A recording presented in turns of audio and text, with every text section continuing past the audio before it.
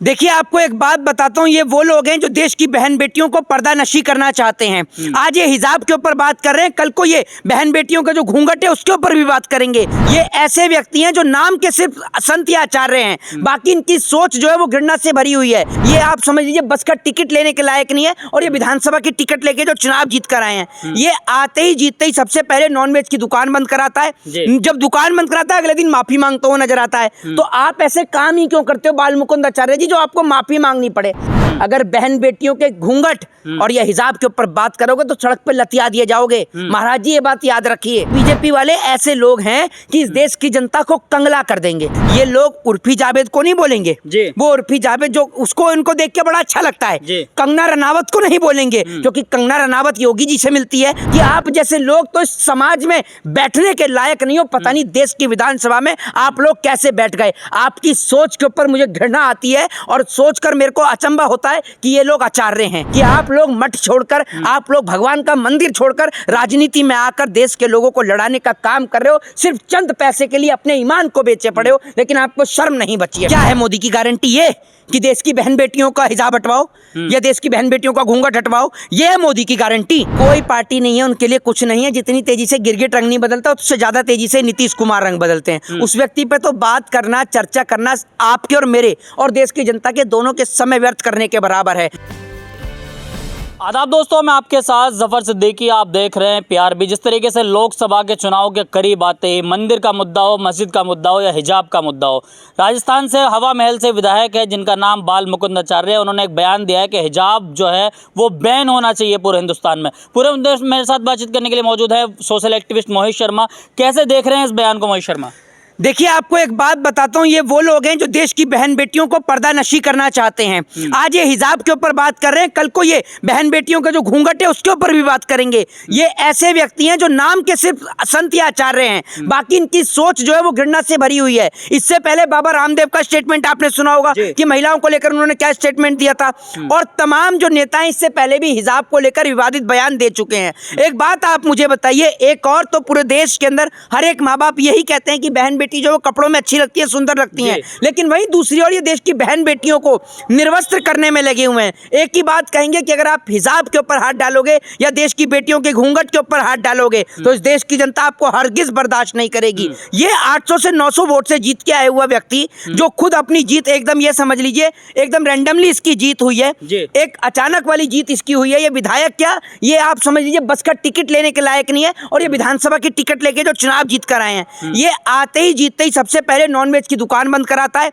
जब दुकान बंद कराता है अगले दिन माफी मांगता हुआ नजर आता है। तो आप ऐसे काम ही क्यों करते हो बाल मुकुंद आचार्य जी, जो आपको माफी मांगनी पड़े? अब आप हिजाब के ऊपर बयान दे रहे हो। मैं देश के तमाम हिंदू भाइयों से पूछना चाहता हूं और उन्हें भी ये बताना चाहता हूं कि ये व्यक्ति जो आज देश की बहन बेटियों के हिजाब को लेकर बयान दे रहा है, कल को ये हमारी हिंदू बहन बेटियों के घूंघट के ऊपर भी बयान देगा कि देश की बेटियां बिना घूंघट के चलनी चाहिए। अरे आपको पता क्या है, हिंदू धर्म में तो आप ये समझिए कि मुसलमानों के हिजाब से बड़ा घूंघट है। आज भी हमारे जज जिस राजस्थान से ये चुनाव जीत के आया, क्या उस राजस्थान की परंपरा नहीं जानता? वहां राजस्थान में आज भी महिलाएं इतना लंबा लंबा घूंघट करके चलती हैं, तो ये क्या उनके घूंघट भी हटवाएगा? अगर बहन बेटियों के घूंघट और ये हिजाब के ऊपर बात करोगे तो सड़क पे लतिया दिए जाओगे। महाराज जी, ये बात याद रखिए, ये पूरे हिंदुस्तान से बैन होना चाहिए। क्यों होगा बैन? आप आज ये इसकी बात करो, कल को आप हिजाब की बात करोगे, हिजाब को घूंघट की बात करोगे। आपके कहने से थोड़ी बैंड होगा। और आप होते कौन है? आप देश की बहन बेटियों के कपड़े डिसाइड करेंगे कि अब देश की बहन बेटियां क्या कपड़े पहनेंगी और क्या कपड़े नहीं पहनेंगी। बाल मुकुंद आचार्य जी, आप जैसे लोगों की सोच के ऊपर हमें शर्म आती है कि आप लोग वैसे तो अपने आप को आचार्य कहते हैं और इतनी गंदी सोच आप लेकर चलते हैं। कोई बहन बेटी अगर अपने सर को ढककर चल रही है तो आपको आपत्ति क्या है? और वैसे आप कहते हो इतनी आपत्ति है, तो स्मृति ईरानी क्या करने गई मक्का मदीना? क्या करने गई मक्का मदीना? और हिजाब क्या, एक बात आप मुझे बताइए, ये हिजाब है क्या आपको पता है? सऊदी दुबई में तो जेंट्स भी पहनते हैं, शेख भी पहनते हैं, जिसको आप लिहाफ कहते हैं। आपको पता है क्यों पहना जाता है? तो पहले इस पे पूरी रिसर्च करो। और इससे आपको ये कहना चाहूंगा कि पहले अगर पढ़ लिख लिया होता तो इस तरीके के बयानबाजी नहीं करते। लेकिन इस देश के अंदर क्या है, अभी आपने देखा राम मंदिर का मुद्दा हुआ, जी। अब ज्ञानवापी का मुद्दा चालू हो गया, फिर तुरंत हिजाब के ऊपर बयान शुरू हो गया। तो ये लोग, बीजेपी वाले ऐसे लोग हैं कि इस देश की जनता को कंगला कर देंगे। मथुरा के ईदगाह पे भी बात चल रही है, मैं आपको बताता हूँ, कृष्ण भगवान दबे हुए हैं। मैं आपको बता रहा हूँ, ये इस देश की जनता को कंगला कर देंगे बिल्कुल। महंगाई के ऊपर, शिक्षा के ऊपर, एजुकेशन के ऊपर, हेल्थ के ऊपर, डेवलपमेंट के ऊपर इस देश में कोई चर्चा नहीं करेंगे। ये इनका सिर्फ एक ही एजेंडा है, हिंदू मुस्लिम मंदिर और मस्जिद। जब ये हिंदू मुसलमान करते हैं तो देश के जो इनके अंधभक्त हैं वो बड़े खुश होते हैं, उनको बड़ी खुश होती है। लेकिन उन्हें ये समझ में नहीं आती कि आज ये सो कॉल्ड लोग जो इस देश की बेटियों का हिजाब हटाने की बात कर रहे हैं, कल को ये हमारे देश की बहन बेटियों के जो है वो घूंघट के ऊपर भी बात करेंगे। फिर परसों ये कहेंगे कि हिंदू भाई टीका नहीं लगाएंगे, परसों फिर उसके बाद ये कहेंगे कि मुसलमान टोपी नहीं लगाएंगे। आपसे पूछ के कोई पहनेगा कि क्या पहने या क्या नहीं पहने? एक वो रामदेव है जो कहता है कि मुझे महिला, वो काना पौने 2 आंख वाला, वो कहता है मुझे महिलाएं बिना वस्त्र के भी अच्छी लगती हैं। ये लोग ऐसे लोग हैं। एक वो बाबा हैं, वो कहते हैं कि खाली प्लॉट है महिलाओं को, ये सोचिए ना आप। तो ये ऐसे लोग हैं जो ऐसे लोग हैं जो बाबाओं के नाम पे, मैं शर्म आती है कि इनकी मानसिकता और सोच इतनी तुच्छ है, इतनी घटिया सोच ये लोग लेके चलते हैं। देश के संविधान निर्माता बाबा साहब भीमराव अंबेडकर ने भारत देश के प्रत्येक नागरिक को आजादी दी है कि वो अपने जो है बोलने का हक और अधिकार है, राइट टू स्पीच का अधिकार है, अपनी मन चाहे कपड़े पहनने का हक और अधिकार है। ये लोग उर्फी जावेद को नहीं बोलेंगे, वो उर्फी जावेद जो उसको इनको देख के बड़ा अच्छा लगता है। कंगना रनावत को नहीं बोलेंगे क्योंकि कंगना रनावत योगी जी से मिलती है, भाजपाइयों से मिलती है, वो इनको अच्छा लगता है। बाबा जी आपको कंगना रनावत अच्छी लगती होगी, है ना? लेकिन देश की बहन बेटियां जो घूंघट करके चलती हैं, और राजस्थान की परंपरा है, हमारे राजस्थान की, हमारे पूरे देश की, हरियाणा की परंपरा है। वहां पर तो देश की बहन बेटियां, उत्तर प्रदेश आप चले जाओ, इतना लंबा लंबा घूंघट करके चलती हैं। वहां आपको, आप ये समझ लीजिए कि बिना घूंघट के कोई नजर ही नहीं आएगा। और एक और, आप आचार्य हो, आपको पता है जिस वक्त पर मर्यादा पुरुषोत्तम भगवान श्री राम की जो पत्नी है, जब उनका अपहरण हो जाता है, जब उनको रावण उठाकर ले जाता है, उस वक्त पर जब वो ढूंढने के लिए जाते हैं तो कहीं पे माता रानी की, जो सीता माता जो है उनकी, कहीं पे वो मिलती है, चूड़ी मिलती है, कहीं पे उनका कंगन मिलता है, कहीं पे जो है फिर उनकी ना नाक की नथ मिलती है, जो लौंग होती है वो मिलती है। तो वो जब उठाकर वो उनसे पूछते हैं कि क्या ये आपकी भाभी की हैं, तो लक्ष्मण जो हैं, जो राम जी के भाई हैं, वो जवाब देते हैं कि ये मैं नहीं बता सकता कि ये मेरी भाभी की हैं या नहीं। वो कहते हैं क्यों? वो कहते हैं कि आज तक मैंने अपनी भाभी का चेहरा नहीं देखा। तो हिंदू धर्म में तो इतना बड़ा घूंघट है, ये लोग देश की बहन बेटियों को जो है वो बिना घूंघट के करना चाहते हैं। ये लोग ऐसे लोग हैं कि इनको शर्म आती है कि आप जैसे लोग तो इस समाज में बैठने के लायक नहीं हो। पता नहीं देश की विधानसभा में आप लोग कैसे बैठ गए। आपकी सोच के ऊपर मुझे घृणा आती है और सोचकर मेरे को अचंभा होता है कि ये लोग आचार्य हैं। अरे क्यों आचार्यों के नाम डुबाने में लगे हुए आप लोग? शर्म आनी चाहिए आपको, शर्म, कि आप लोग मठ छोड़कर, आप लोग भगवान का मंदिर छोड़कर राजनीति में आकर देश के लोगों को लड़ाने का काम कर रहे हो। सिर्फ चंद पैसे के लिए अपने ईमान को बेचे पड़े हो, लेकिन आपको शर्म नहीं बची है। मोहित शर्मा, लेकिन जहां एक तरफ लाख आलोचनाएं की जाए भाजपा के, लेकिन दूसरी तरफ मोदी की गारंटी जो है वो कहीं ना कहीं काम कर रही है। क्या है मोदी की गारंटी? ये कि देश की बहन बेटियों का हिजाब हटवाओ या देश की बहन बेटियों का घूंघट हटवाओ, ये है मोदी की गारंटी। भैया ये आप बात समझ लो, ये हिंदू मुसलमान के चलते इस देश को बर्बादी की राह पर लाकर खड़ा कर देंगे। आप सोच ही नहीं रहे, इस देश के अंदर बहन बेटियों का हिजाब हटवा रहे हैं ये। आप सोचिए तो आपकी सोच कितनी छोटी हो गई। कल को अगर घूंघट पे कहेंगे फिर आप क्या करेंगे? मैं आपको यही बताना चाहता हूं कि सब समाज का ये लोग नंबर लगाएंगे जी।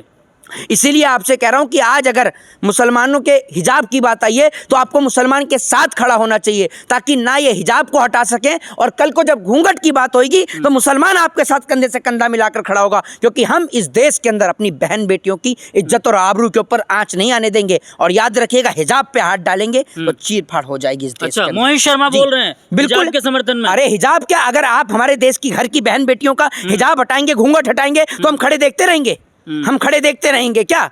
देश की बहन बेटियों को इस तरीके से पर्दानशी करवाएंगे? आपकी बहन बेटी का अगर कोई आके घूंघट हटाएगा तो आप चुप खड़े रहेंगे? तो फिर और जिस राजस्थान में से इन्होंने ये बात करी है ना आचार्य जी, वहां इतना लंबा घूंघट चलता है, किसी स्त्री के घूंघट पे हाथ डाल दिया ना तो याद रखिएगा, वो नानी याद दिलाएंगे, वो भगाएंगे कि राजस्थान में बैठने लायक नहीं बचेंगे आप। तो मोहित शर्मा, लोकसभा के चुनाव जो करीब आ गए हैं, इसके बिल्कुल ठीक पहले इस तरह का बयान आना या मंदिर मस्जिद के मुद्दों को उजागर करना, क्या इससे भाजपा को कितना फायदा होने वाला? भाजपा को इससे फायदा ही फायदा है। देश में कुछ काम किया नहीं है, कोई विद्यालय नहीं बनाई, कोई कॉलेज नहीं बनाई, कोई यूनिवर्सिटी नहीं बनाई, सिर्फ मंदिर मस्जिद के नाम पर लोगों को लड़ा के इनका काम ही यही है, वोट बटोरने का। मैं आपसे ये कह रहा हूँ कि हिंदू मुसलमान मंदिर मस्जिद को अगर दरकिनार कर दें तो भाजपा पंचायत का चुनाव नहीं जीत पाएगी, लोकसभा का चुनाव तो दूर की बात है। और लोकसभा का चुनाव तो ये जीतती ईवीएम के दम पर है। ईवीएम बैंड हो जाए तो मैं कह रहा हूँ सरकार कोई भी चुनाव नहीं जीत सकती। भाई मंदिर मस्जिद से देश नहीं चलता, देश चलता है संविधान से, देश चलता है डेवलपमेंट से। डेवलपमेंट है नहीं, सरकारी कंपनियां नीलाम हो रही हैं, सरकारी कंपनियों का प्राइवेटाइजेशन किया जा रहा है, फिर जो देश में बचा कुचा है वो देश के भगोड़े ले लेके भाग रहे हैं। विजय माल्या हो, नीरव मोदी हो, मेहुल चौकसी हो, और उसके बाद लोगों को आप आपस में लड़ा दो। जो लोग काम करके 10,000 50,000 कमा के अपने घर को चलाते थे, आज उन लोगों को मानसिक तौर पर अपाहिज बना दिया।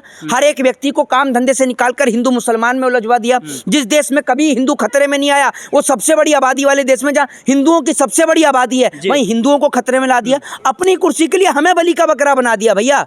मतलब कुर्सी पे ये बैठे और बलि का बकरा हम बने। भैया कोई हिंदू खतरे में नहीं है। इस देश का सिख 2% है, वो आज तक नहीं बोलता वो खतरे में। हम 100 करोड़ है, हमें कह रहे हैं कि हम खतरे में हैं। हमें किसी से कोई खतरा नहीं है, हमें खतरा है तो भाजपाइयों से। वो भाजपाई जो अपने इस्तेमाल के लिए, अपने वोट के लिए हमें बलि का बकरा बना देते हैं। एक आखिरी सवाल होगा कि लोकसभा चुनाव से ठीक पहले बिहार के मुख्यमंत्री कभी इस्तीफा हो जाता है और वो उस पार्टी में जाते हैं जहां उनके लिए सभी दरवाजे बंद थे। कोई पार्टी नहीं है उनके लिए, कुछ नहीं है। जितनी तेजी से गिरगिट रंग नहीं बदलता, उससे ज्यादा तेजी से नीतीश कुमार रंग बदलते हैं। उस व्यक्ति पे तो बात करना, चर्चा करना आपके और मेरे और देश की जनता के दोनों के समय व्यर्थ करने के बराबर है, क्योंकि वो ऐसा व्यक्ति है जो ना बिहार की जनता से, ना बिहार के लोकतंत्र से, ना बिहार के जनतंत्र से किसी से प्यार नहीं करता। वो प्यार सिर्फ अपनी मुख्यमंत्री की कुर्सी से करता है और वो उस कुर्सी के लिए कुछ भी कर सकता है। जय हिंद, जय भारत, वंदे मातरम। चलिए, बहुत बहुत शुक्रिया। हमारे साथ थे मोहित शर्मा। तमाम सवालों के विभाग की जवाब दिए। इन्होंने कहा कि अगर हिजाब पर उंगली उठेगी तो मोहित शर्मा भी बोलेगा और घूंघट पर उंगली उठेगी तो दूसरा नसरुल्ला भी बोलेगा। यानी कि अगर बात आएगी भारत की संस्कृति की तो पूरा भारत एक होकर बोलेगा। और खतरे में कोई नहीं है। अगर कोई खतरे में है तो इस वक्त भाजपा की कुर्सी खतरे में है। वीडियो को देखकर आप क्या कुछ सोचते हैं कमेंट बॉक्स में जाकर जरूर बताइए। देखते रहिए PRB।